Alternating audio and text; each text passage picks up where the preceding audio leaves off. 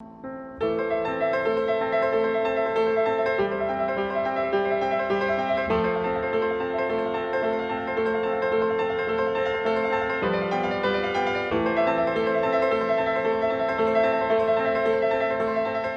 à tous. Voilà, bonsoir, bonsoir. Tout le monde a une place assise, presque. Florian n'a pas de place assise. C'est toujours l'inconvénient, c'est comme en classe, quand vous arrivez au dernier moment, vous êtes bon pour le banc du fond. En tous les cas, nous sommes très heureux de vous accueillir au lycée du Parc pour cette première soirée mathématique de Lyon, SML. Alors, les soirées mathématiques de Lyon sont des conférences grand public, L1, voilà, post-bac, qui sont organisées par 5 structures vénérables lyonnaises qui n'étaient pas forcément amenées à se rencontrer et qui ont voulu se rencontrer, voilà, et créer des liens. Il y a l'Université Lyon 1 Claude Bernard, il y a l'ENS Lyon, il y a l'École centrale de Lyon, il y a l'INSA et il y a le lycée du Parc. Voilà.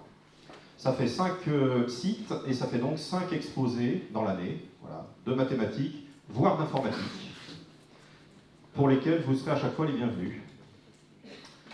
Ce soir, nous avons le plaisir et l'honneur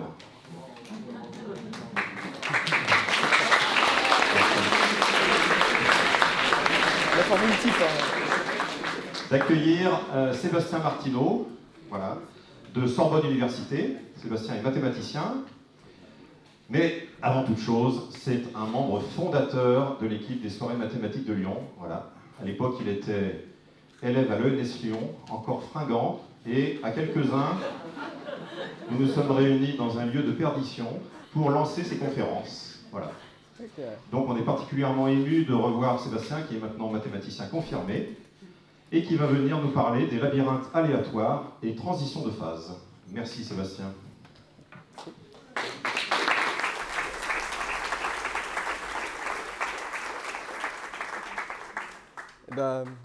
Merci. C'est plus impressionnant de l'autre côté.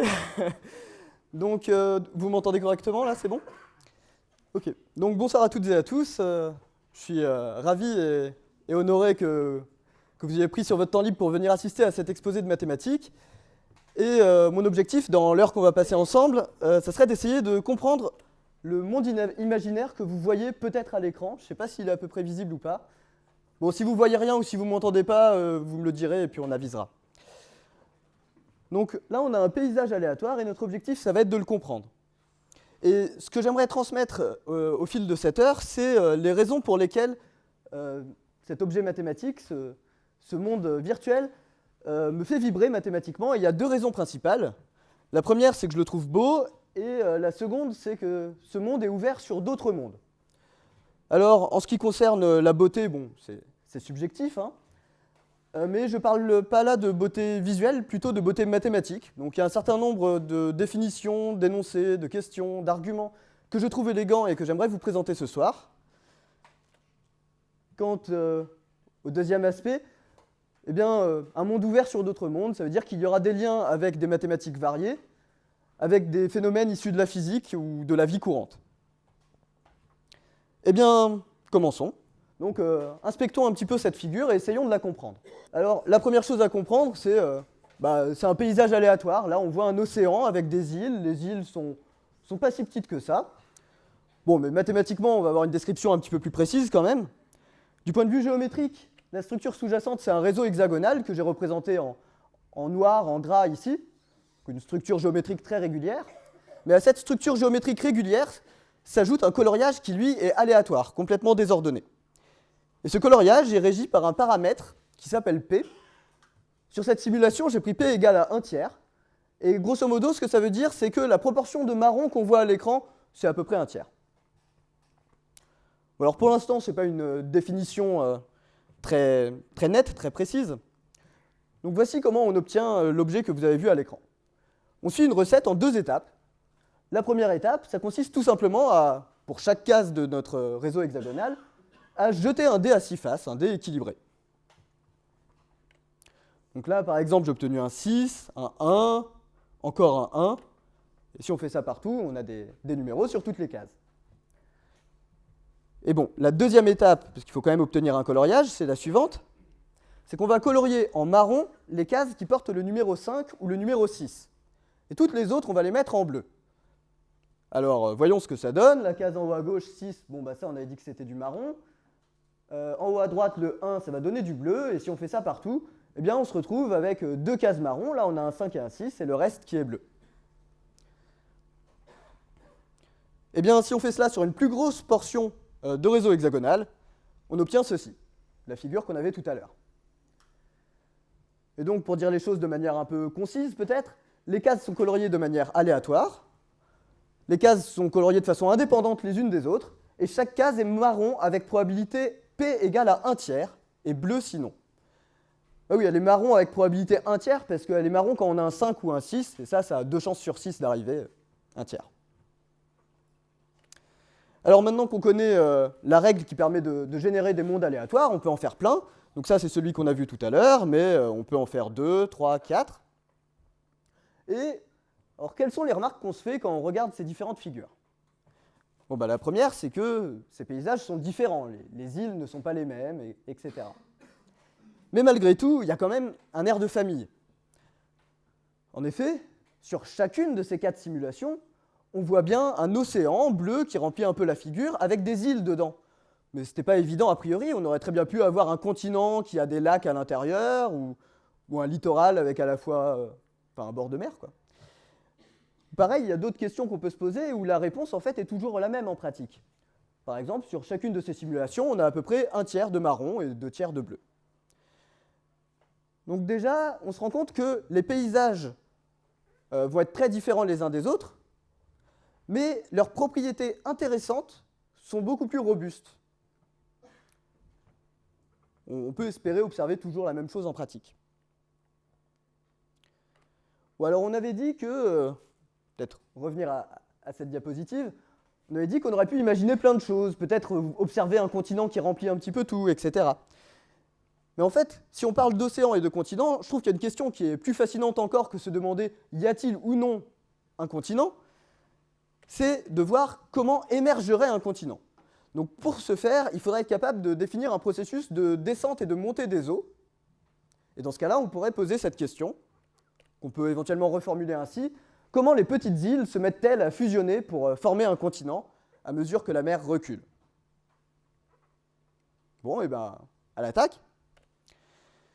Déjà, pour pouvoir se poser une telle question, il faut être en mesure de faire varier le paramètre P, pour faire varier le niveau de la mer. On a fait P égale 1 tiers tout à l'heure. Essayons de définir percolation, c'est le mot-clé. On y viendra plus tard. Essayons de définir notre monde imaginaire pour P égale 1 sixième. Eh bien, la première étape, il n'y a pas besoin de la refaire, on l'a déjà faite. On avait jeté les dés tout à l'heure, on garde les mêmes valeurs des dés. En haut à gauche, il y avait un 6, etc. On a exactement la même configuration. Et ensuite, à la deuxième étape, on va faire quelque chose de différent. On va colorier en marron les cases qui portent le numéro 6. Et toutes les autres, on va les mettre en bleu. Donc il y a bien une chance sur 6 d'être marron. Eh bien, si on fait cela, on obtient une configuration qui est un petit peu différente de tout à l'heure. Toutes les cases sont coloriées de manière identique, sauf celle qui était un 5, qui a été inondée entre-temps. Et si on fait la même chose, non pas sur cette portion de 6 hexagones, mais sur la grosse portion qu'on a vue tout à l'heure, ça donne ceci. Donc on a à nouveau un océan avec des îles, mais les îles sont nettement plus petites. Et en fait, on va pouvoir faire la même chose pour d'autres valeurs de P. Pour P égale 0 sixième, 1 sixième, 2 sixièmes, jusqu'à 1, qui est égal à 6 sixièmes. En fait, il suffit de garder les dés qu'on avait tirés pour chaque case, ça on ne le fait pas bouger. Et quand on fait varier la valeur de K, donc la valeur de P, eh bien, quelle va être l'influence? On va décréter qu'une case est bleue si et seulement si le dé associé à cette case donne une valeur qui est inférieure ou égale à 6 moins K. Et donc si on se triture un peu le cerveau, on se rend compte que pour K égale 1 et 2, c'est effectivement ce que j'ai défini tout à l'heure. Et en fait, ce qu'il faut avoir à l'esprit comme idée, c'est que la valeur du dé, il faut y penser comme une altitude. Donc, les hexagones ont chacun des altitudes aléatoires indépendantes les unes des autres, et le paramètre K, ou le paramètre P, sert à régler le niveau de l'eau, et on va juste inonder toutes les cases qui ont une altitude trop petite, et toutes les autres, on va les laisser hors de l'eau. Eh bien, très bien, on peut maintenant faire varier le paramètre k, donc on va essayer de voir comment les continents émergent. Pour k égale 0, un océan complet. Bon, effectivement, un d c'est toujours inférieur à 6. Pour k égale 1, on a déjà vu un océan avec des petites îles. D'autres cases deviennent marron, p égale 1 tiers. Là, on a des îles plus grandes dans un océan. Pour p égale 1,5, on a une figure assez complexe, avec à la fois des longs bras de mer et des longs bras de terre. Bon, c'est pas évident de se faire une idée. Pour k égale 4, p égale 2 tiers, ça donne un continent avec des grands lacs. Pour k égale 5, ça donne un désert avec de petites oasis. Et pour k égale 6, on a un désert total. Eh bien, essayons de faire la même chose, mais de manière un petit peu plus frappante, avec encore une plus grande portion de réseau hexagonal, 80 par 80 si mes souvenirs sont exacts, et je vais faire grimper P de 0,1 en 0,1 pour qu'on voit bien ce qui se passe. Bon, en gros, il faut imaginer qu'au lieu de prendre un dé à 6 faces, on avait pris un dé à 10 faces. Et ce que je vais faire, c'est que je vais représenter en rouge la plus grande île qu'on observe, l'île qui couvre le plus d'hexagones. Bon, alors, je ne sais pas si vous avez une petite idée de ce qu'on est censé observer. Bon, le plus simple, c'est peut-être de juste regarder. Donc, P égale 0. 0,1, on a une petite île. 0,2. 0,3.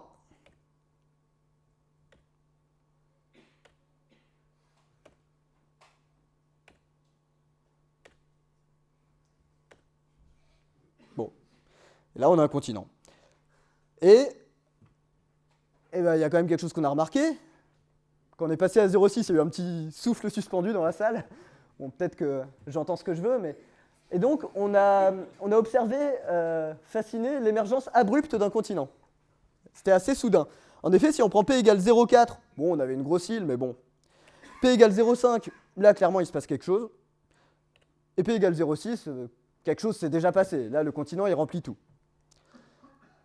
Bien là, il y a quelques questions qui sont légitimes à se poser. La première, c'est si on répète l'expérience, est-ce que l'émergence sera encore abrupte? Ou là, peut-être que ce sera progressif, on ne sait pas, c'est aléatoire après tout. Et si elle est à nouveau abrupte, est-ce qu'elle aura encore lieu autour de P égale 0,5 ou est-ce que des fois ça sera à 0,3, des fois à 0,8, etc. Eh bien on essaye. Donc là j'ai rejeté tous les dés, donc c'est un nouveau monde tout frais. P égale 0, 0,1, 0,2,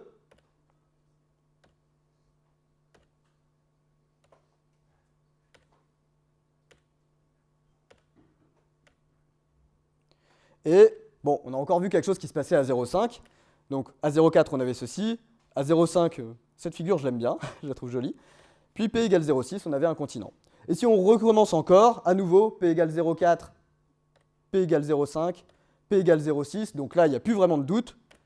Il y a une émergence abrupte d'un continent, et en pratique, on l'observe toujours autour de P égale 1,5.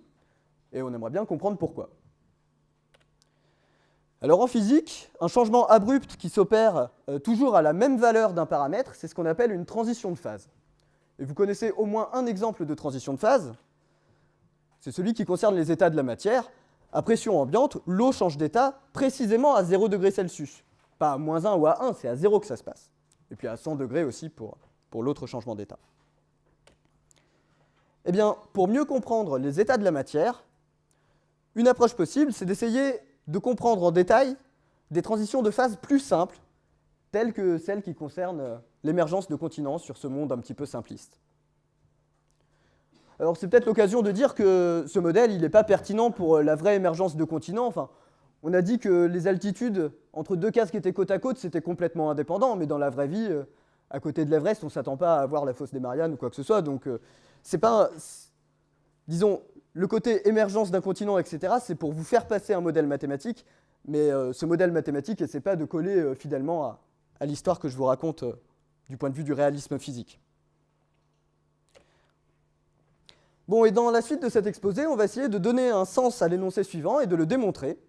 Le continent émerge abruptement à P égale 1,5. Essayer de le démontrer, ça ne fera pas que confirmer le fait que nos observations ne sont pas trompeuses, ça nous apportera de la compréhension.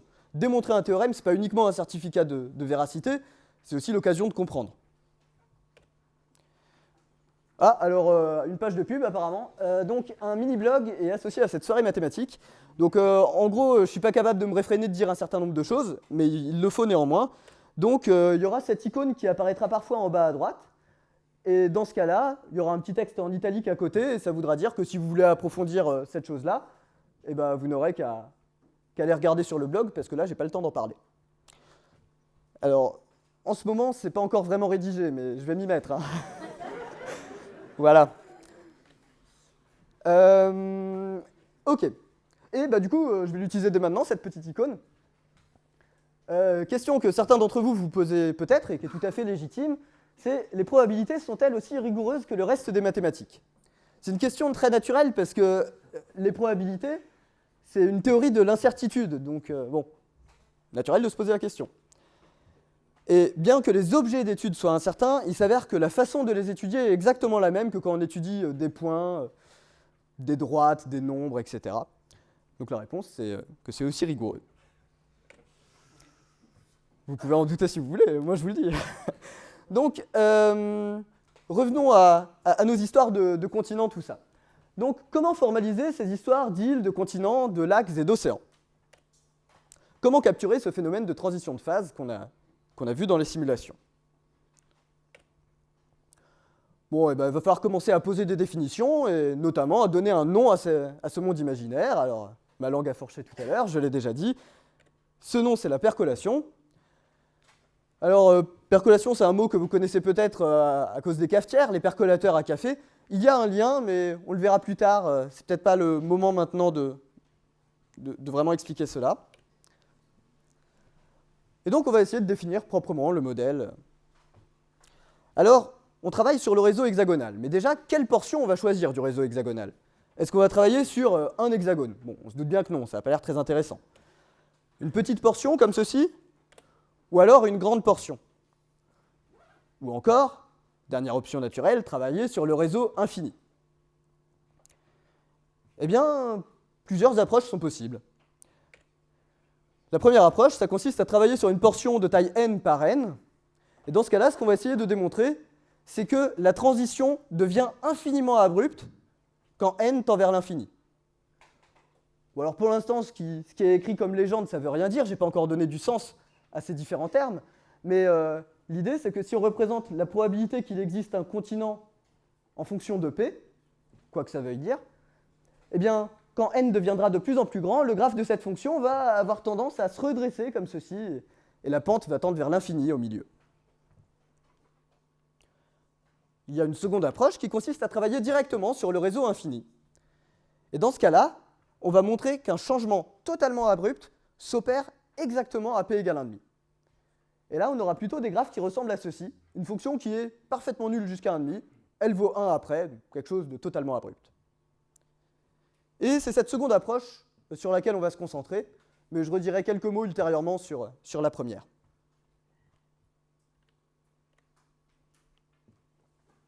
Bon, alors, venons-en aux définitions.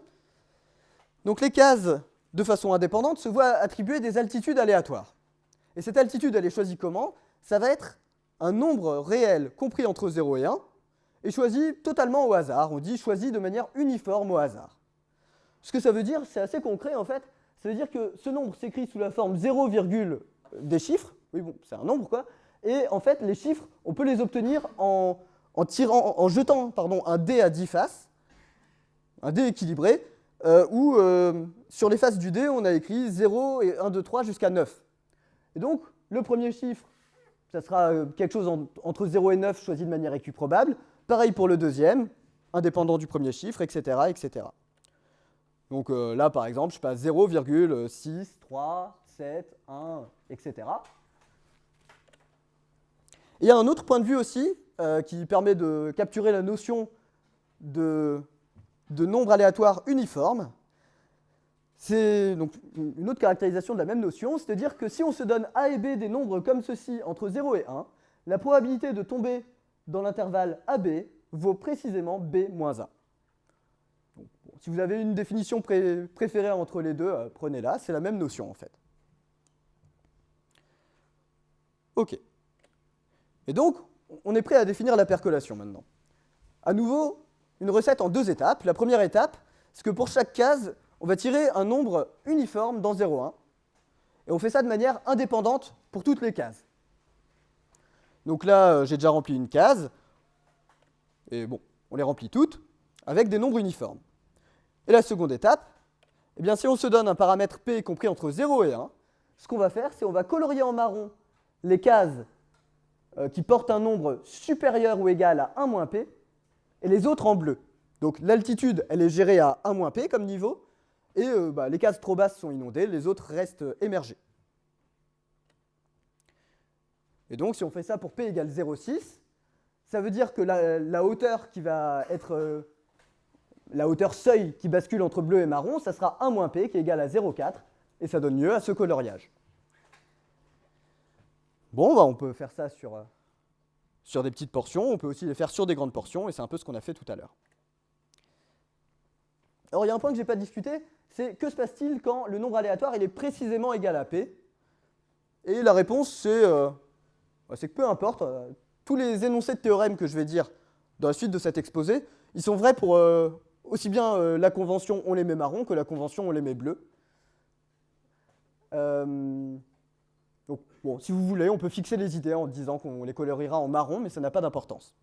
Alors, ça n'a pas d'importance, c'est moi qui vous le dis, mais ça serait bien de développer une compréhension de pourquoi c'est assez intuitif, que ça ne joue pas un rôle important. Donc, pourquoi le choix de la convention de coloriage lorsqu'une altitude est précisément égale à une valeur? Pourquoi ça n'a pas une incidence importante sur l'étude du modèle? C'est lié au fait que si on se donne un nombre P entre 0 et 1, choisissez n'importe quelle valeur, et si x désigne un nombre aléatoire uniforme, la probabilité que x soit précisément égal à P, c'est exactement égal à 0. Ce n'est pas un petit nombre, c'est 0. Alors il y a 2 manières de s'en convaincre. La première, c'est de regarder le développement en base 10 du nombre P. Et le nombre x, ce qu'il essaie de faire, c'est de deviner les chiffres successivement en jouant au dé. Mais au bout de n chiffres, on a eu des chances ridicules d'avoir deviné correctement. C'est 10 à la puissance moins n. Et 10 puissance moins n, quand n tend vers l'infini, ça tend vers 0. Donc on a une probabilité nulle de deviner correctement. Alors, peut-être que certains d'entre vous pensent au fait que certains nombres ont 2 développements décimaux. En effet, par exemple, 1, on peut l'écrire 1,0000, mais on peut aussi l'écrire 0,999999 comme ça. Mais bon, avoir une deuxième chance, un deuxième développement une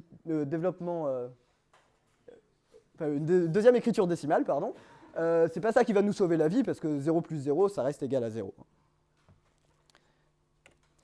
Une deuxième façon de voir les choses, c'est de dire que la probabilité que x soit égal à p, c'est la probabilité que x tombe entre p et p, qui tombe dans l'intervalle pp. Et du coup, on a vu que cette probabilité, ça valait la différence des bornes, qui est nulle ici. Donc, résumons la percolation avant d'aller plus loin. Chaque hexagone se voit indépendamment attribuer une altitude uniforme dans l'intervalle 0,1. Et maintenant, si on se donne P un nombre entre 0 et 1, on colorie en bleu les cases d'altitude insuffisante, d'altitude plus petite que 1 moins P, et les autres en marron. Et pourquoi on a choisi cette altitude 1 moins P? Eh bien, c'est pour que la probabilité d'être marron soit égale à P. En effet, la probabilité d'être marron, c'est la probabilité de tomber entre 1 moins P et 1, et 1 moins 1 moins P, c'est égal à P.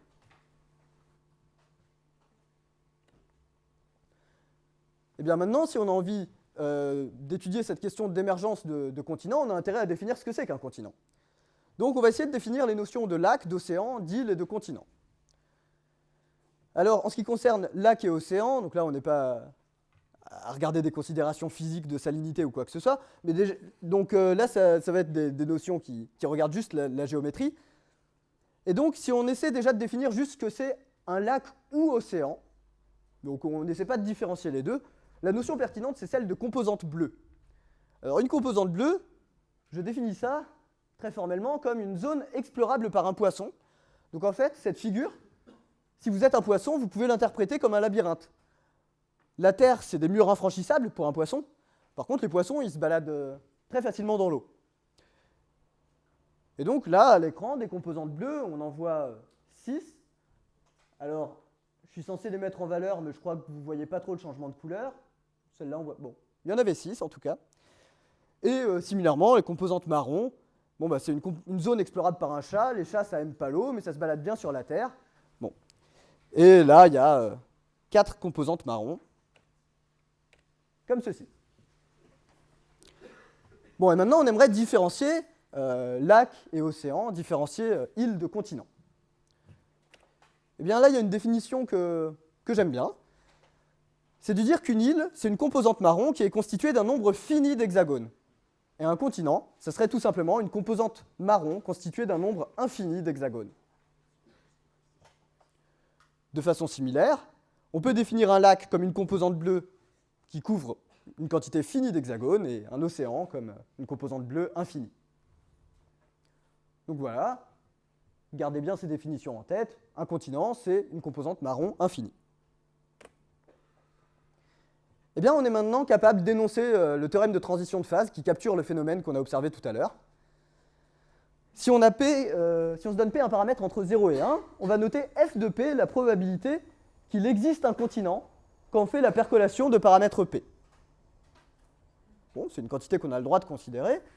Eh bien, comment f de P évolue quand on fait varier P? Bon, ben, il suffit de tracer le graphe de la fonction, et en fait, on obtient ceci. Donc, bon, le théorème, je peux l'énoncer. Pour tout P strictement plus petit que 1,5, on a f de P égale 0. Et pour tout P strictement plus grand que 1,5, on a f de P égale à 1.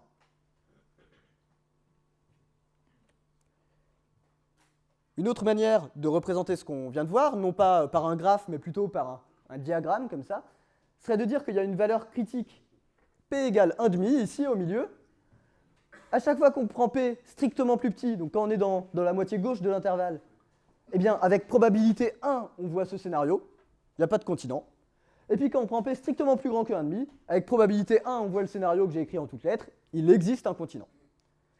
Et en fait, on peut même dire des choses encore plus fines.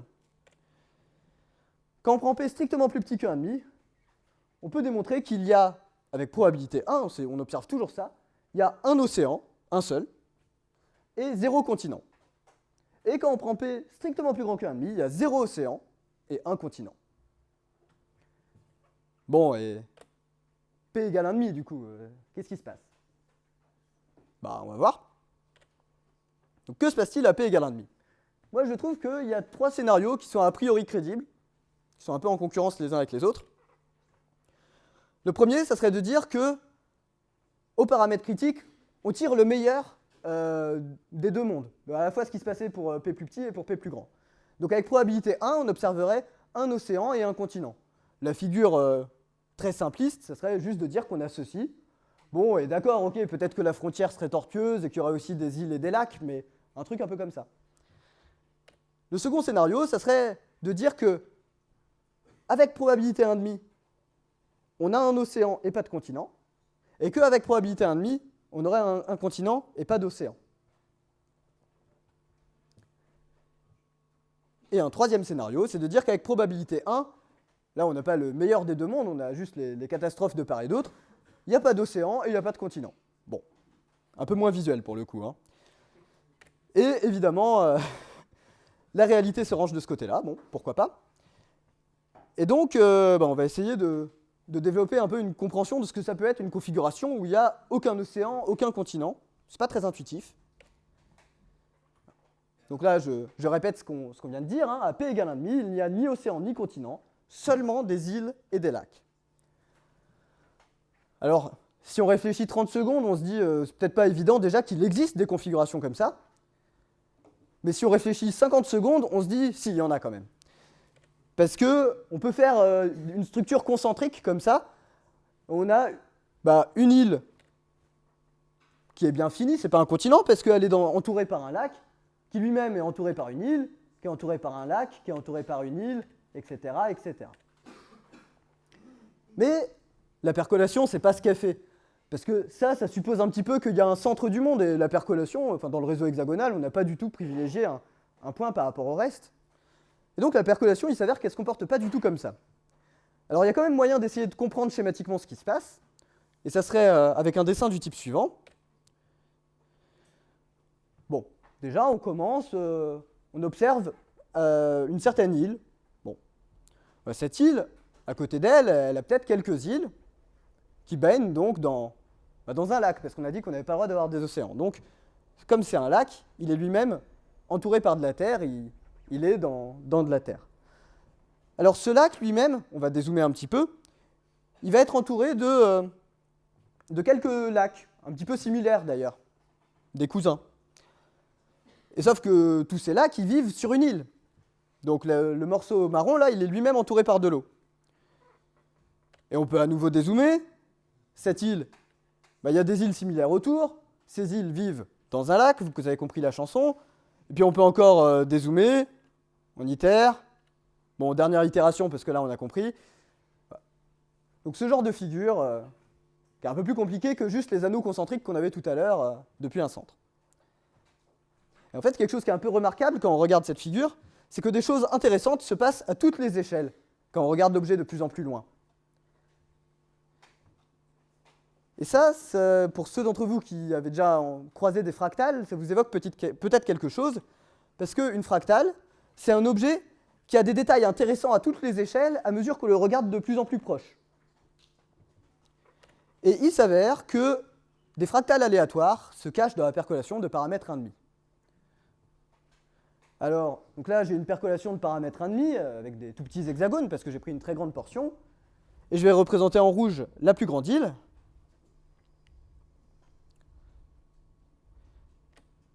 Et je vais enlever tout ce qui n'est pas rouge. Eh bien, c'est quelque chose de nature fractale et qui est tout à fait aléatoire.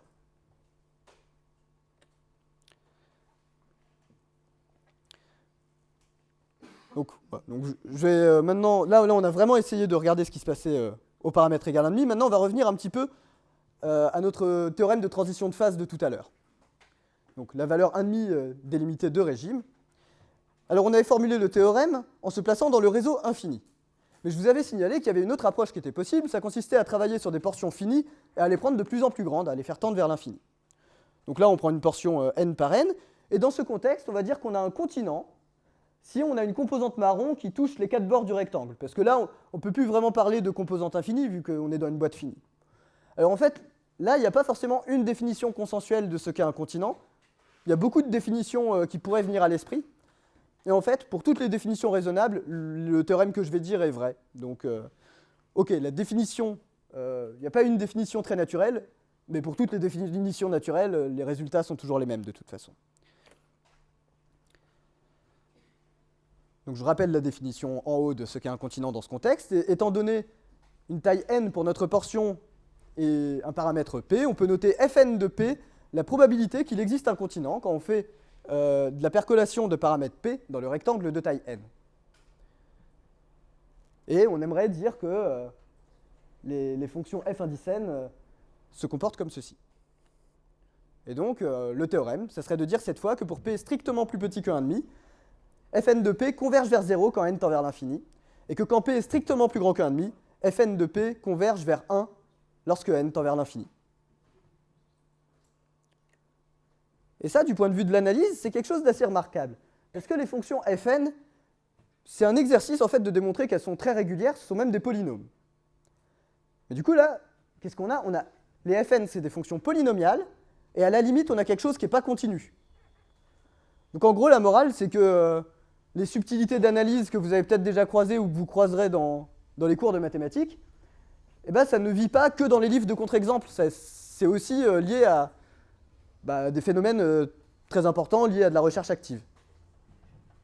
Enfin, typiquement, un certain nombre de problèmes de recherche qui m'intéressent, ou de théorèmes qui m'intéressent, seraient complètement triviaux et inintéressants si les interversions de limites ou ce genre de choses étaient automatiques. Alors, bon, là, on a fait pas mal de choses, on a vu des fractales aléatoires, on avait des théorèmes de transition de phase, donc là, une petite pause. On va regarder un petit peu les applications et se rafraîchir les idées en parlant d'incendie. Donc, on va utiliser la percolation pour essayer de modéliser des feux de forêt. Donc là, on a juste fait la même chose qu'avant, c'est de la percolation, j'ai juste changé les couleurs. J'ai mis du beige et du vert pour dire, bon, il y a des endroits où il y a des arbres, il y a d'autres où il n'y a pas d'arbres. Maintenant, si je mets du feu ici, là, sur l'hexagone au milieu, eh bien, ce qui va se passer, c'est que toute sa composante verte va être embrasée, comme ceci. Et donc, qu'est-ce que ça veut dire, notre théorème de transition de phase? Ça veut dire que pour une forêt hexagonale générée au hasard, donc quelque chose de très réaliste, n'est-ce pas, eh bien, il suffirait de mesurer un paramètre pour savoir si notre forêt est dangereuse ou pas du point de vue des risques d'incendie. Imaginez que les forêts de la vie réelle, elles seraient régies par ça, et que les phénomènes de propagation de feu seraient aussi comme ceci, ce qui n'est pas réaliste du tout, mais bon. Eh bien, dans ce cas-là, quand on a une forêt qui a une densité d'arbres plus petite que 1,5, les incendies seraient toujours localisés, ça serait pas dangereux d'y bâtir des choses, etc. Et pour P strictement plus grand que 1,5, ça serait très dangereux. Alors, on va défiler sur d'autres applications. On a fait de la percolation avec le réseau hexagonal. Là, on va faire de la percolation sur le réseau carré. Et au lieu de colorier les faces, on peut aussi faire d'autres choses. Là, par exemple, quelque chose qui s'appelle aussi de la percolation, etc. Ça consiste à conserver ou effacer au hasard les arêtes de notre quadrillage. Et à nouveau, là, on va s'intéresser aux composantes de ce graphe et à leurs propriétés. Alors, on peut faire sur le réseau carré, on peut faire ça aussi sur le réseau cubique. Et ça, il s'avère que ça a de la pertinence physique aussi. Alors déjà, si on fait la même chose sur le réseau cubique, à nouveau, on aura un théorème de transition de phase comme tout à l'heure. Par contre, c'est juste que ça ne se passera pas forcément à 1,5 la transition, ça se passera à une valeur PC qu'on ne connaît pas de manière exacte, mais on sait qu'elle existe. Et donc, pour P plus petit, il y aura une composante infinie avec probabilité 1. Pour P plus grand, il y en aura une unique avec probabilité 1. Eh bien, ce modèle rend compte de la perméabilité ou de l'imperméabilité d'un milieu poreux. Le paramètre P ici va correspondre à la porosité, à la proportion de trous. Et en fait, on se rend compte qu'un milieu est perméable si et seulement si les trous se connectent entre eux pour former des galeries géantes. Mais du coup, ça, c'est exactement le phénomène d'avoir une composante infinie. C'est être au-dessus du point critique. Donc finalement, si on a une pierre poreuse et qu'on veut savoir si elle est perméable ou pas, eh bien, il suffit de la peser. En la pesant et en divisant ce poids par le poids qu'aura eu une pierre de même volume et constituée avec le même matériau, on accède à la proportion de trous. Et si P est plus petit que PC, eh bien alors, vu qu'ici ça se passe avec probabilité 1, bien que le modèle soit probabiliste, la prédiction est déterministe. Et donc, si P est plus petit que PC, eh bien, on pourra parier de manière, en étant assez sûr de nous, que notre pierre sera encore imperméable. Et si on a mesuré un P qui est plus grand que le point critique, alors on aura un milieu qui est perméable. Il y a trop de trous là. Alors, c'est d'ailleurs cette application qui a donné son nom au modèle. En latin, percolare signifie filtrer, passer au travers. Et en physique, la percolation, ça désigne l'étude de la façon dont les fluides traversent ou non un milieu poreux. Donc fluide, ça peut aussi bien être un gaz qu'un liquide, souvent des liquides. Et donc, bon, il y a plein d'exemples qui peuvent nous venir en tête. Vous pouvez prendre une pierre ponce, une pierre volcanique avec tous ces petits trous et vous demander si elle est perméable ou pas. Comment l'eau s'infiltre dans un sol ou comment l'eau s'insinue entre des grains de café. Et effectivement, si vous voulez avoir du café, vous avez intérêt à ce que l'eau arrive à passer au travers, sinon il n'y a rien qui tombe dans votre tasse. Mais en même temps, si l'eau elle passe instantanément, elle n'a pas le temps de se charger de goût. Donc en gros, il faut qu'elle arrive à traverser, mais avec des chemins un peu tortueux, peut-être même fractales, bon, ok. Donc finalement, faire de la percolation critique, c'est la meilleure façon de faire du bon café. Bon, je simplifie évidemment. Toujours dans les applications, un cousin de la percolation s'appelle le modèle d'Ising et permet de rendre compte des phénomènes de magnétisme. Alors, il y a une transition de phase qui est peut-être moins connue que celle qui concerne les états de la matière, mais qui est très fascinante aussi. C'est que quand on chauffe un aimant, son aimantation s'amoindrit. Bon, d'accord, mais jusqu'à devenir parfaitement nulle à une certaine température finie qui s'appelle la température de Curie. Donc, c'est pas elle s'amoindrit, elle tend vers 0 à l'infini, enfin, si, elle tend vers 0 à l'infini, mais en fait, elle atteint 0 avant. Donc, c'est une façon très particulière de tendre vers l'infini, vers 0. Donc, je répète parce que j'ai peut-être embrouillé, l'aimantation s'amoindrit à mesure que la température augmente, et à une température bien déterminée, toujours la même, ça devient précisément nul. À cette température, le matériau cesse d'être un aimant.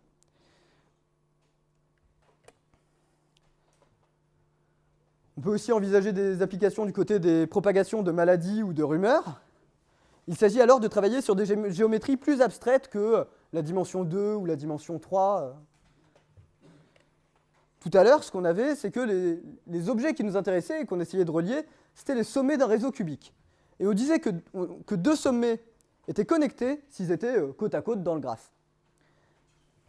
Et bien là, ce qui nous intéresserait, ce serait plutôt de dire que les objets qui nous intéressent, enfin objets, ce sont les individus, et qu'on dit que deux individus sont connectés s'ils interagissent régulièrement. Bon, pour les maladies, ça serait peut-être avoir un contact physique. Pour les rumeurs, ce serait plutôt interagir par l'échange d'informations.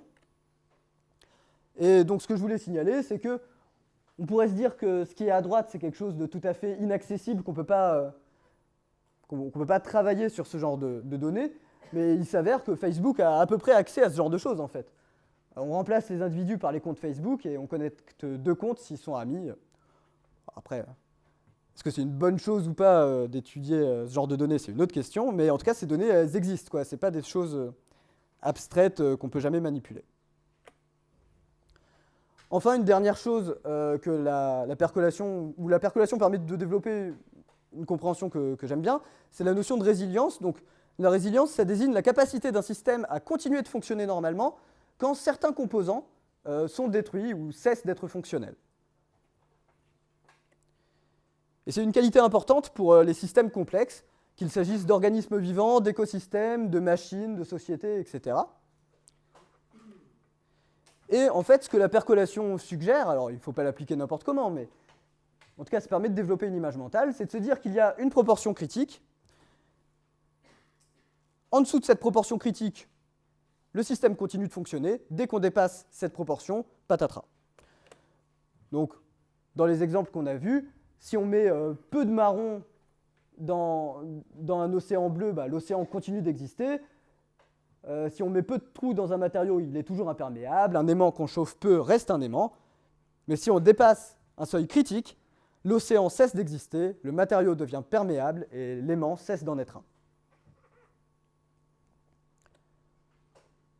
Bon, et bien maintenant il est temps de revenir aux maths. Alors comment expliquer la transition de phase qu'on a formalisée tout à l'heure, le théorème de transition de phase qui était résumé par ce graphe. Donc rappelez-vous, là en rouge, je représente la fonction qui, à P, associe la probabilité qu'il existe un continent quand je fais le modèle de paramètres P. Alors pourquoi j'ai écrit méthode? C'est parce que quand on regarde que le problème, c'est pas clair comment l'attaquer, donc ça serait bien d'avoir une méthode. Et donc la méthode qu'on va appliquer, c'est une méthode en deux temps.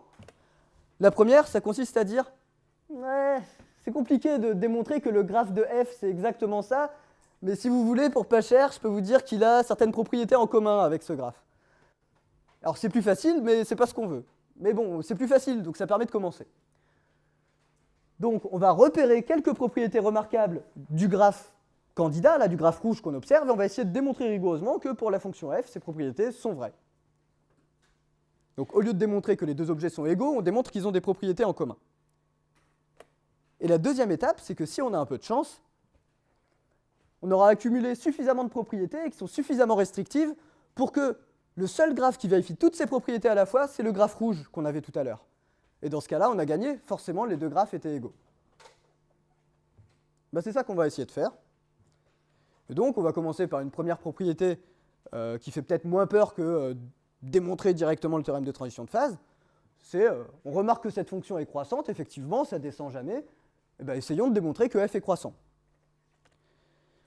Et en fait, l'idée de la preuve, elle n'est pas très compliquée, je l'ai expliqué ici. Ça tient en deux lignes.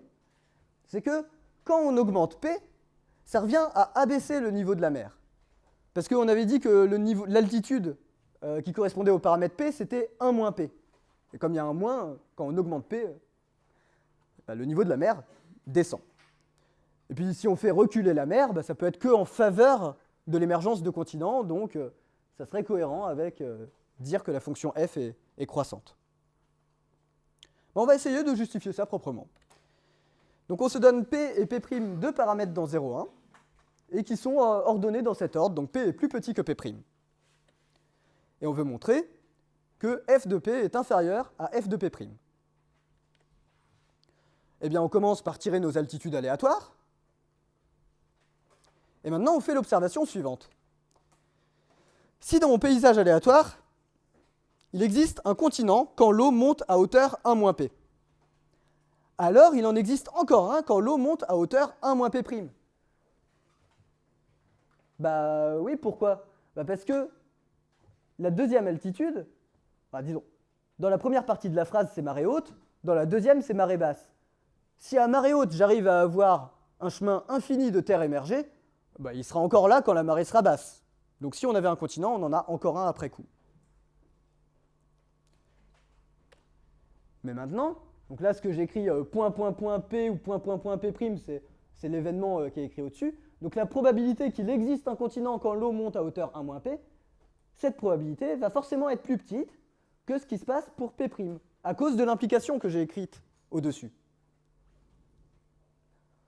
Pourquoi? Bah, imaginez que je vous dise, si j'ai une certaine condition, alors j'en ai une autre. Bah, à chaque fois que j'ai la première, la deuxième aura lieu, mais la deuxième peut aussi avoir lieu dans d'autres circonstances. Donc la seconde est plus probable. Bon, et maintenant, proba, etc. de P, on lui avait donné un nom, on avait appelé ça f de P et f de P'. Donc notre fonction f est bien croissante. Alors, essayons de nous attaquer à une autre propriété remarquable de f. La fonction f prend des valeurs assez spéciales. Elle prend que les valeurs 0 et 1. Ça serait bien d'être capable d'expliquer ça quand même. Eh bien, on va essayer. Pour ce faire, on va avoir besoin d'une notion probabiliste essentielle. Sans ça, on ne peut pas vraiment faire des probabilités. Quasiment pas. On dit que deux événements A et B sont indépendants si la probabilité d'avoir A et B, c'est le produit des probas. Proba d'avoir A fois probabilité d'avoir B. Et effectivement, c'est une définition qui a l'air assez parlante, parce que par exemple, si vous jetez deux fois d'affilée une pièce, bah, la probabilité de tomber deux fois sur pile, bah, ça fait 1,5 fois 1,5. Il s'agit de multiplier les probas pour avoir la proba de faire les deux. On avait même déjà utilisé un argument de ce type tout à l'heure quand on avait dit que la probabilité de deviner les n premiers chiffres correctement en tirant au dé, c'était 10 à la puissance moins n. Bon, donc, ok, c'est une définition. On dit que deux événements A et B sont indépendants si cette condition est satisfaite. Et l'idée clé, c'est la suivante. Alors, c'est pas clair que c'est vrai et c'est pas clair que ça peut nous servir, mais c'est quand même l'idée clé, donc je l'énonce dès maintenant. C'est que si on se donne P un paramètre entre 0 et 1, et qu'on regarde l'événement suivant, donc le paramètre P est fixé, l'événement il s'avère qu'il dépend de P. Donc l'événement A, c'est il y a un continent, quand je fais la percolation de paramètre P. P il est fixé vraiment une fois pour toutes. Donc l'événement A, c'est dire il existe un continent. Et bien ce qu'on va démontrer, c'est que cet événement est indépendant de n'importe quel événement. Il est indépendant de tous les événements.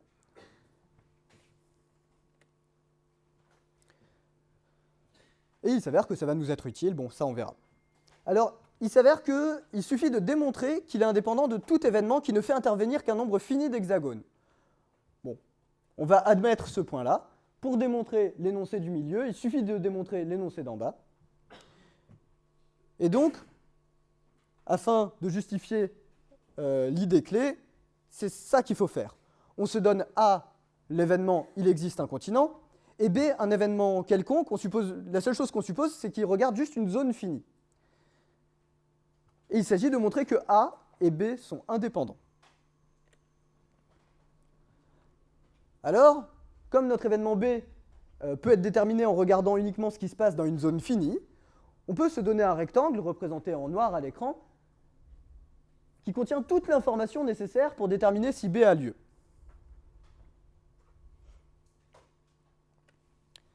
Maintenant, une observation clé, c'est de dire que pour déterminer s'il existe un continent, en fait, on n'a pas besoin de regarder ce qui se passe dans la zone qui est cachée, dans la zone noire.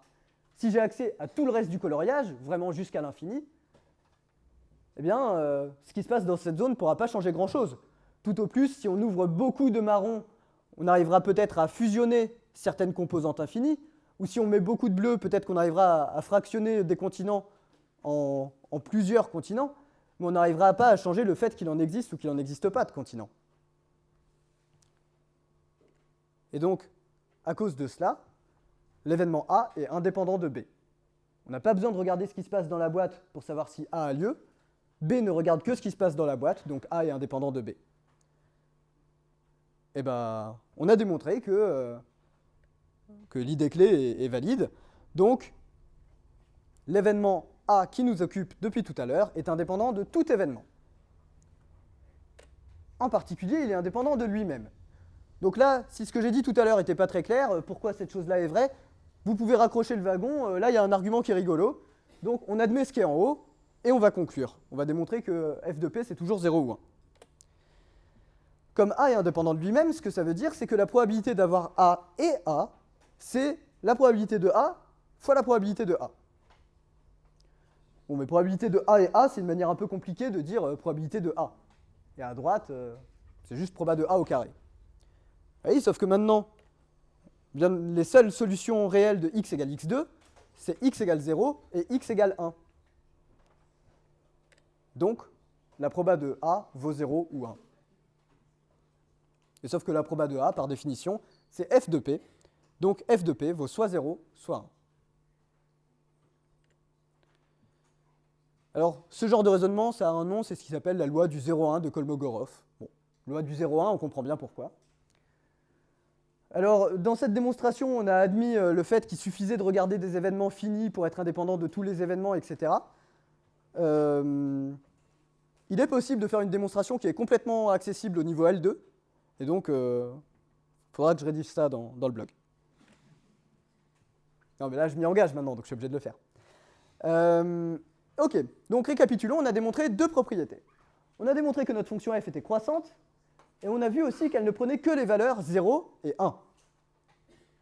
Et bien déjà, juste à partir de ces deux informations, il n'y a pas 30 000 graphes de possibles. Enfin, bon, si, il y en a une infinité, mais pas une très grande infinité, quoi.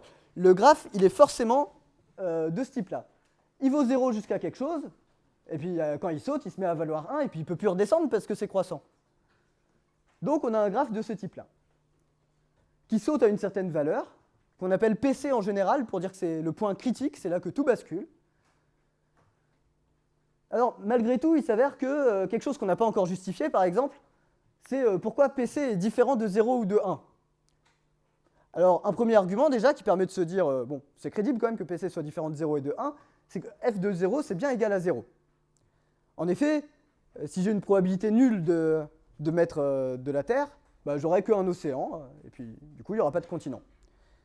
De même, f de 1 égale 1, parce que si je mets que de la Terre, il existe de la Terre, il existe un continent avec probabilité 1. Mais ça dit juste que f de 0 égale 0 et f de 1 égale 1, mais on pourrait très bien avoir une fonction qui vaut 0 en 0, puis qui grimpe instantanément en 1, donc qui vaut 1 partout ailleurs. Ou à l'inverse, on pourrait avoir le scénario où f est nul partout, sauf en 1, et en 1, ça vaut 1.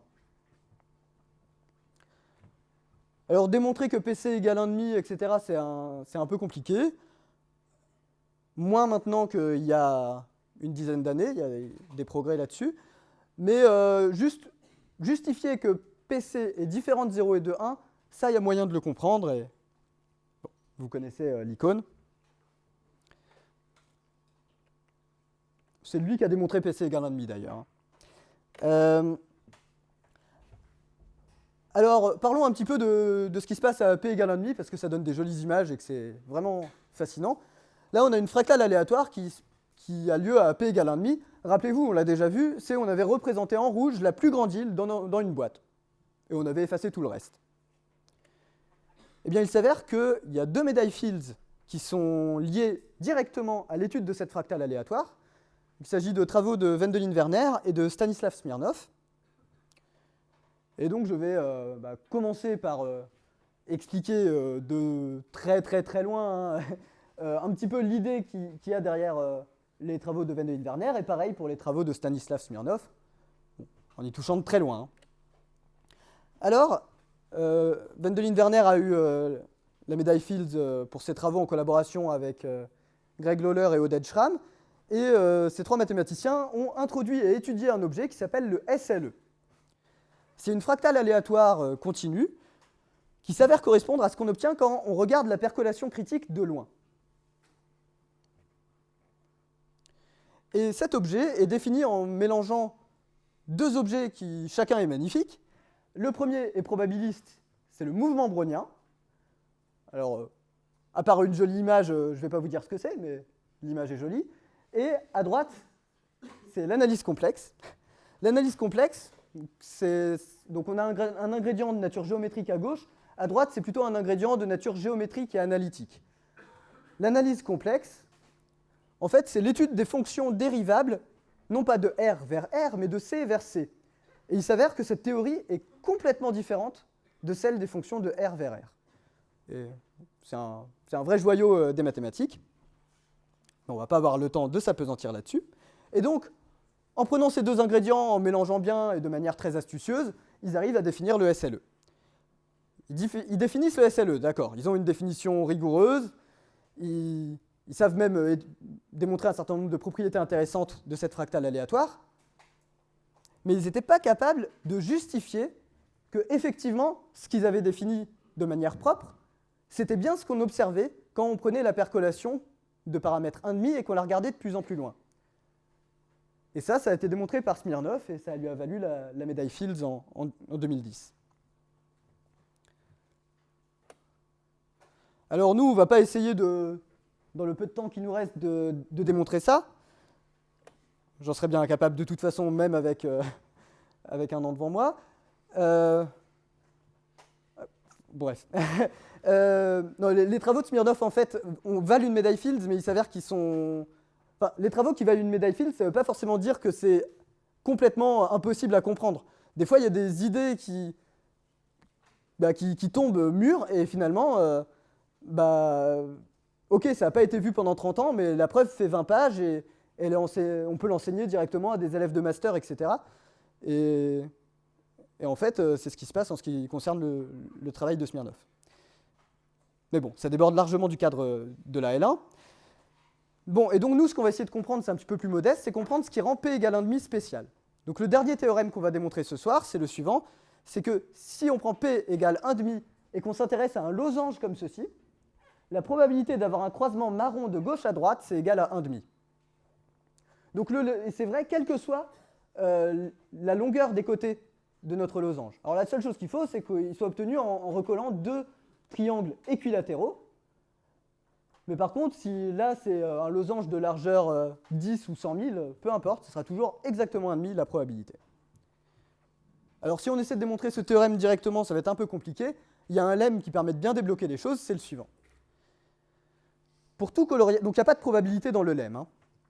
Donc pour tout coloriage des hexagones de notre losange, en bleu et en marron, il y a un et un seul des scénarios suivants qui a lieu. Donc c'est les deux qui sont représentés sur les figures. Soit on a un chemin marron horizontal, soit on a un chemin bleu vertical. On va essayer non pas de le démontrer, mais de s'en convaincre de ce lemme. Juste se dire, ah oui, il a l'air très très vrai en fait. Alors, il s'avère que pour le démontrer, il y a des démonstrations qui sont complètement élémentaires, donc ça ne requiert pas d'outils compliqués, mais à chaque fois, il faut être bien astucieux parce qu'il y a plein de choses qui se voient sur les dessins, mais pour les justifier... Donc, ceux d'entre vous qui connaissez le théorème de la courbe simple de Jordan, c'est exactement de ce genre de choses que je parle. Alors, pour les autres, on s'en fiche. Donc, ok, donc dans le lemme, on va essayer de se convaincre de l'unicité. Eh bien voilà, si on essaie de faire un chemin marron qui va de gauche à droite et un chemin bleu qui va de haut en bas, on peut essayer comme on veut, il y aura toujours un point de croisement que j'ai représenté en rouge, et cet hexagone-là, du coup, il est bleu ou il est marron? Ça n'existe pas, enfin, c'est pas possible. Donc voilà, il est impossible d'avoir une configuration où il y a les deux scénarios qui ont lieu à la fois. Ça, c'était pour l'unicité. En ce qui concerne l'existence, maintenant. Alors, on va supposer qu'il n'y a pas de croisement horizontal marron, et on va essayer de démontrer qu'il y a un croisement vertical bleu. Eh bien, on va mettre une horde de chats sur le bord de gauche, et elle va essayer d'envahir tout ce qui peut être envahi, toute la composante marron. Donc, tout ce qui est marron et qui touche le bord de gauche, c'est envahi. Donc ça explore une certaine zone, et cette zone, elle n'a pas le droit de toucher le bord de droite, parce qu'on a supposé qu'il n'y avait pas de chemin qui allait de gauche à droite, en marron. Mais du coup, vu qu'on a exploré tout ce qu'on a pu, si on n'a pas pu aller plus loin, c'est qu'il y avait du bleu qui nous bloquait. Et si on regarde que le bleu, et qu'on regarde que la partie droite du bleu qu'on a découvert, eh ben on a un chemin qui relie le haut et le bas. Donc ce lemme, on a envie d'y croire. Et il s'avère qu'il est correct, mais pour le démontrer, il faut se tordre un petit peu le cerveau. Et bien maintenant, essayons de démontrer notre théorème. Donc le théorème, je l'ai réénoncé en haut. On a pris P égale 1,5, et il s'agit de démontrer que cette proba vaut 1,5. Probabilité d'avoir ce croisement. Et on a vu que les coloriages se répartissaient en deux types. Les croisements horizontaux marron et les croisements verticaux bleus. Vu que tous les possibles se répartissent exactement selon ces deux types, eh bien la probabilité d'être d'un type plus la probabilité d'être de l'autre type, c'est 1. C'est la probabilité de la totalité de l'espace des possibles. Et bien maintenant, il suffit de démontrer que la probabilité de gauche est égale à la probabilité de droite. Dans ce cas-là, on n'aura que 2 fois cette proba est égale à 1, donc chacune de ces probas était en fait égale à 1,5. Donc ce qui nous reste à démontrer, c'est cette égalité de probabilité. Donc à la fin de cette slide, cette démonstration sera finie. Donc on essaie de montrer que les deux probas sont égales. Alors tout d'abord, la probabilité d'avoir un croisement marron de gauche à droite, c'est égal à la probabilité d'avoir un croisement bleu de gauche à droite. Ça, c'est à cause d'une symétrie de nature probabiliste. C'est parce qu'on a pris P égale à 1,5. C'est le seul moment de la preuve où on utilise P égale 1,5. En fait, ce qui vérifie P égale 1,5, c'est que P est égal à 1 moins P. Quand on échange le rôle du marron et du bleu, eh ben, on ne voit pas la différence. Si je vous dis que je colorie des hexagones en bleu en marron avec proba 1,5, 1,5, si je prends le négatif de cette photographie, on ne voit pas la différence, probabilistement. Et donc, on a cette égalité de probabilité. Et maintenant, on va montrer que la probabilité d'avoir un croisement horizontal bleu est égale à la probabilité d'avoir un croisement vertical bleu. Et là, cette fois, c'est à cause d'une symétrie de nature géométrique. C'est parce que notre losange, il est symétrique par rapport à sa grande diagonale. Et si vous prenez votre losange et que vous le faites basculer autour de cette grande diagonale, eh bien, vous voyez que vous échangez le bord de gauche avec le bord du bas, puis le bord de droite avec le bord du haut. Et donc, on envoie exactement cet événement sur celui-ci. Mais à nouveau, si avant basculement, on avait une percolation de paramètres P, après basculement, on a encore des cases qui sont coloriées avec proba P, indépendamment les unes des autres. Eh bien, voilà, on a démontré l'égalité de proba qu'on voulait, et donc le théorème est établi. On a compris pourquoi P égale 1,5 jouait un rôle spécial. Et ça, c'est vraiment un argument typique de percolation, un argument où probabilité et géométrie interagissent de façon harmonieuse. Alors, moi, il y a un argument qui a marqué mon parcours, qui a fait un peu le coup de foudre avec ce sujet, on va dire, c'est pourquoi c'est celui qui permet de démontrer pourquoi il n'y a ni continent ni océan à P égale 1,5. Bon, je ne vais pas vous l'infliger maintenant, et puis ça prendrait quelques temps, mais il s'avère que c'est compréhensible et il faudra que je travaille. Et donc, pour conclure, parce que j'ai déjà débordé, désolé, j'aimerais dire quelques mots... Ah, je n'étais pas censé montrer ça, mais c'est pas grave. J'aimerais dire quelques mots sur ma recherche, mais pas spécialement dans le but de parler de ma recherche, c'est surtout qu'il y a un dessin que j'adore, tellement que je voulais montrer, et du coup j'ai besoin de le montrer, donc j'en profite. C'est ce dessin-là. On pourrait avoir l'impression que c'est un réseau cubique, sauf que pas du tout, parce que là il y a des poutres transversales qui sont en train de se cisailler comme ceci, une structure un peu de millefeuille où la pente des feuilles varie de manière bizarre. Donc c'est une géométrie un peu... cisaillé comme ceci. Donc ce que je m'y mets avec ma main, c'est une transvection, pour ceux qui savent ce que c'est. Et voilà, donc c'est une géométrie qui peut paraître un peu farfelue et qui s'avère très riche. Alors, côté géométrique, on a un objet farfelu, qu'on peut visualiser au moins. Il s'avère qu'il est lié de manière extrêmement intime, tout autant que le réseau cubique est lié au groupe Z3. C'est lié à un objet de nature algébrique, qui s'appelle le groupe de Heisenberg. Alors le groupe de Heisenberg, pour ceux d'entre vous qui connaissaient les matrices, il n'est pas dur à définir. C'est le groupe des matrices 3-3 triangulaires supérieures avec des 1 sur la diagonale. Donc les coefficients étoiles, vous mettez ce que vous voulez, les nombres n'ont aucune raison d'être égaux. Alors je ne vais pas pouvoir dire quoi que ce soit de plus que on a une jolie image qui permet de se représenter les matrices, Donc sur cette image, il faut imaginer que chaque point bleu est une matrice et que cette figure, c'est la géométrie de l'espace des matrices, en un sens. Et donc, ce que je suis obligé de taire devant vous, il va falloir que je le dise par écrit, mais je peux par contre vous dire déjà en quoi cet objet est très riche, en quoi il est lié à plein de choses. Alors, il est lié à la formule de Green-Riemann, à la question de faire un créneau en voiture supposé à une roue, à la conjecture de Poincaré qui a été résolue par Perelman, à la mécanique quantique, à la structure du cortex visuel primaire dans le cerveau humain, et probablement dans plein d'autres cerveaux, je pense, et à des moyens de transport de science-fiction. Et il faut que je conclue, donc un petit bilan et après c'est fini.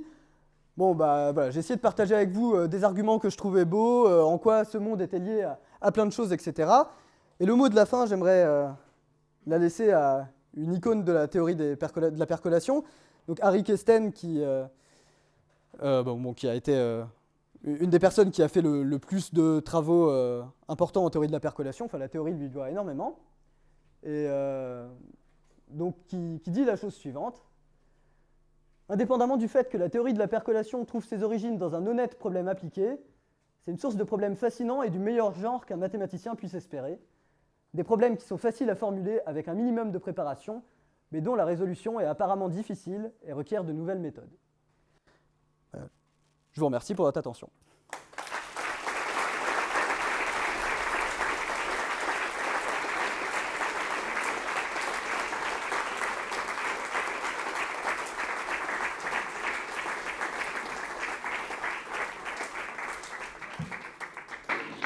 Merci beaucoup Sébastien pour ce magnifique exposé. Voilà, à la fois un large panorama, puis quelques jolis arguments dont tu nous fais le cadeau. Nous allons maintenant passer à la séance de questions. Je vais vérifier à l'instant que le micro HF ne marche pas.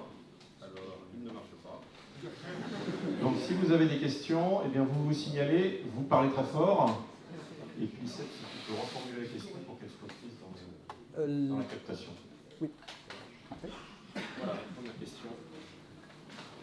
Vous avez présenté deux approches vers le théorème de transition de phase. Donc une, on considère un réseau infini, et une, on considère un réseau fini, et pour autant la taille vers l'infini. Pourquoi est-ce qu'on privilégie le réseau infini comme modèle? Ok, donc la question, on m'a dit que c'était bien que je les répète. Donc la question c'est pourquoi... Donc j'ai parlé de deux approches possibles.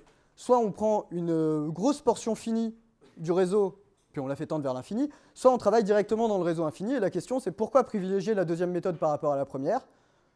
Et la réponse c'est qu'on ne privilégie pas nécessairement la deuxième approche par rapport à la première. Enfin, il y a des personnes qui préfèrent le premier type d'approche, d'autres qui préfèrent la seconde. Et il s'avère qu'il y a un petit peu un dictionnaire qui permet de traduire ce qui se passe dans une vision en ce qui se passe dans l'autre. Donc voilà, les deux sont vraiment aussi légitimes l'une que l'autre. Il s'avère que moi, voilà, j'ai plutôt une préférence pour la seconde vision, mais ça, pour le coup, c'est tout à fait subjectif, quoi. D'autres questions? Soyez pas timide. Pour le coup, ça m'intéresse parce que tu dis qu'on peut faire la même chose en considérant des réseaux finis et en portant la taille vers plus infini, qu'on considère un réseau plus infini directement. Mais par exemple, le fait de parler de composantes infinies, c'est quelque chose qui a de sens que pour un modèle infini. Ouais, donc la question essentiellement c'est que c'est quand même bizarre de réussir à avoir l'approche qui regarde les boîtes finies, parce que c'est pas évident de définir ce que c'est quelque chose d'infini dans une boîte finie. Effectivement, c'est pas faux. Et effectivement, la différence entre l'approche infinie et l'approche finie, c'est que dans le modèle infini, il y a une définition qui met tout le monde d'accord sur ce que c'est qu'avoir un objet qui est très grand, alors que quand on travaille dans le monde fini, c'est plutôt il y a 20 définitions que tout le monde peut trouver naturelles, et il s'avère que pour chacune de ces 20 définitions, les théorèmes seront vrais à chaque fois, les mêmes théorèmes, quoi. Donc par exemple, donc là je sais pas, mais si on veut parler peut-être en langage un peu plus précis, mais du coup plus technique. Mais par exemple, qu'est-ce qu'on pourrait dire? Si tu prends une boîte de taille n par n, tu pourrais dire, j'ai envie de dire qu'il y a une grosse composante si il y a une composante qui est au moins de diamètre n sur 2. Ou sinon, tu pourrais dire, ah non, pas n sur 2, c'est plutôt n sur 10 en fait. Dire, ah non, c'est pas n sur 10, c'est racine de n, ou je sais pas quoi. Mais il s'avère que pour les 3 trucs que j'ai dit, le changement abrupt s'opère exactement à 1,5. Il y a un changement qui se fait de manière abrupte, et c'est AP égale 1,5. Alors si on remplace racine par log n, etc., enfin, il ne faut pas une fonction qui croisse trop lentement vers l'infini. Mais voilà, donc l'idée c'est...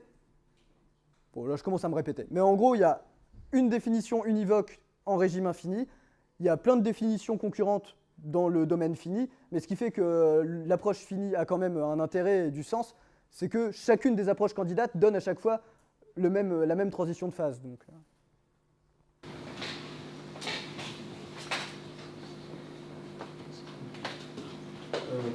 ouais. Oui, vous avez pris un pavage hexagonal, et on peut s'imaginer que si on prend un pavage avec des polygones avec plus de côtés, il y aurait plus de connexions. De ce fait-là, on pourrait penser que le point critique, il serait plus de 1,5, mais par exemple, il serait plus tôt. Sauf que lorsque vous avez montré le cas avec les carrés, ça reste toujours 1,5. Et ça, le changement du point critique, il intervient uniquement quand il y a un changement de dimension. Pourquoi? Alors, la question est la suivante, c'est que la valeur du point critique n'est pas la même dans toutes les situations possibles. Néanmoins, c'était la même pour 2 modèles qu'on avait mentionnés qui avaient le point commun d'être tous les deux en dimension 2. Le premier, c'était on coloriait les hexagones au hasard.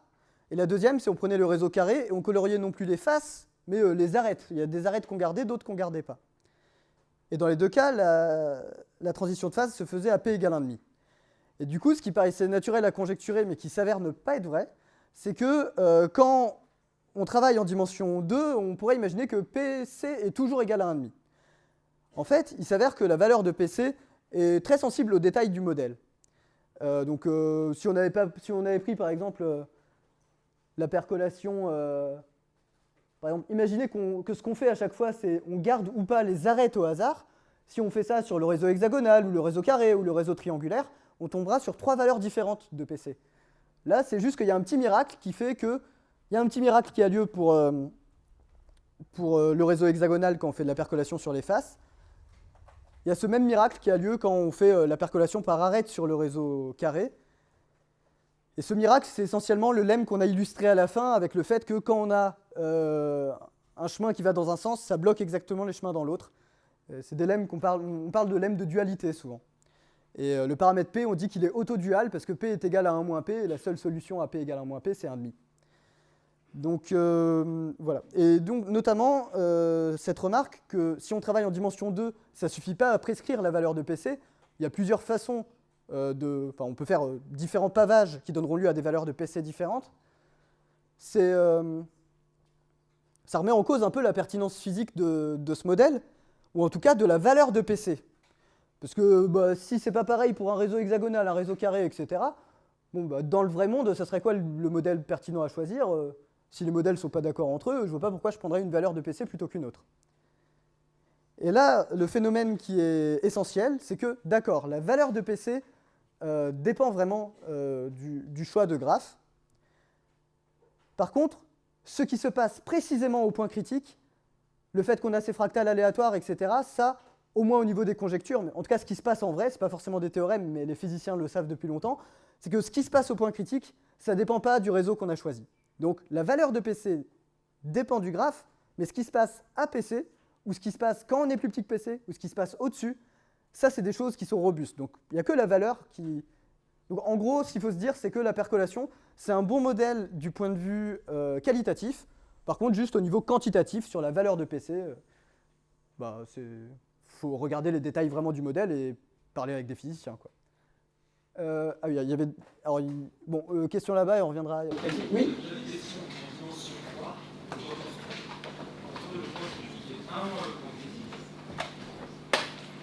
Qu'est-ce qui se passe? Alors, oui, il faut que je répète la question avant d'y répondre. On se place en dimension 3. Là, PC, il était plus petit que 1,5. Quand on est entre 1,5, quand on est entre PC et 1 PC, qu'est-ce qui se passe? Eh bien, pas grand-chose. 1 PC... Enfin, 1 PC, c'est pas forcément une grandeur qui aura une interprétation très claire du point de vue des composantes qui restent dans le graphe. Un peu comme, je sais plus si c'était Kepler ou je sais pas qui se demandait, ok, la trajectoire de la Terre c'est une ellipse, un des deux foyers c'est le Soleil, mais l'autre foyer c'est quoi? Et bah ouais, bah là c'est un peu l'autre foyer, bah en fait non, il n'y a pas grand chose à dire. Par contre, il y a un phénomène de ce type qui existe quand on travaille en dimension 2, mais avec... plouf plouf, je vais refaire une phrase.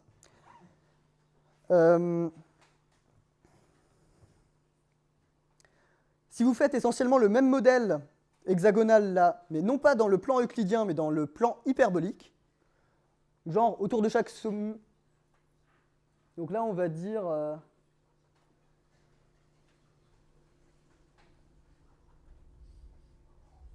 Voilà, ça serait un n-gone avec n plus grand que 6 cette fois. Mais ce qui est important, c'est que chaque sommet ait 3 voisins. Non, là, je commence à m'embrouiller, etc. Donc, on ne va pas rentrer dans les détails, mais quand on travaille dans le plan hyperbolique, surtout que les détails du modèle ne sont pas importants, en fait. Donc là, il y a 2 points critiques qui ont lieu. Il y a PC et PU, et il y a la relation de dualité là, qui dit que PC plus PU égale 1. Donc là, quand on est dans le plan hyperbolique, il y a vraiment la pertinence de cette question. Il y a PC, il y a la valeur 1 moins PC, il s'avère qu'elle a une signification très claire. Et ce qui se passe dans le plan hyperbolique, c'est très différent de ce qu'on a vu dans Z2, dans Z3, etc. C'est qu'en dessous de PC, il y a 0 composante infinie. Au-dessus de PU, qui est égal à 1 moins PC, il y a une unique composante infinie. Et dans l'intervalle intermédiaire, entre PC et 1 moins PC, entre PC et PU, il y a une infinité de composantes infinies. Donc voilà un petit peu le genre de choses qu'on peut démontrer. Il y avait des questions par ici, je crois, à un moment, ou par là. Ah, ok, bon, ça a déjà été... Oui. Donc vous avez parlé du cas des fractales pour le cas égal sur 2. Est-ce que c'est possible de les caractériser en définissant une mesure d'Hausdorff pour ces fractales, une dimension... Excellent. Donc, j'ai parlé de fractales. Ça va être l'occasion de préciser 2-3 trucs. Donc, j'ai parlé de fractales et notamment du SLE, qui est lié à la médaille Fields de Van de Werner, travaux de Greg Lawler, Oded Schramm aussi, et Werner. Et donc, en fait, le SLE, ce n'est pas une fractale aléatoire, c'est une famille à un paramètre de fractale aléatoire. Et quand on choisit le paramètre de la bonne façon, kappa égale 6 de mémoire, ça donne la percolation. Donc il y a un paramètre kappa, on choisit juste un nombre, et quand on a ce nombre, ça nous sort une fractale aléatoire qui fait intervenir de l'analyse complexe, un truc un peu magique. Et en fait, donc la question c'était... La question c'était de savoir si on peut calculer la dimension de Hausdorff de cette fractale. Et il s'avère que oui, et que c'est un travail qui a été fait en thèse il y a quelques années par mon directeur de thèse, qui a aussi été orateur aux soirées mathématiques de Lyon, par Vincent Beffara.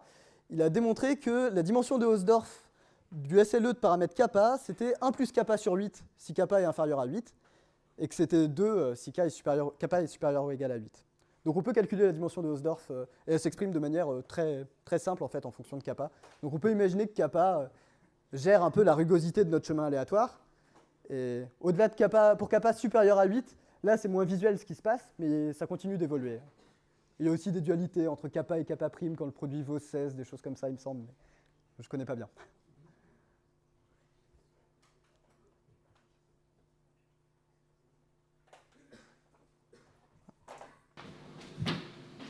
Voilà, nous pouvons remercier chaleureusement Sébastien.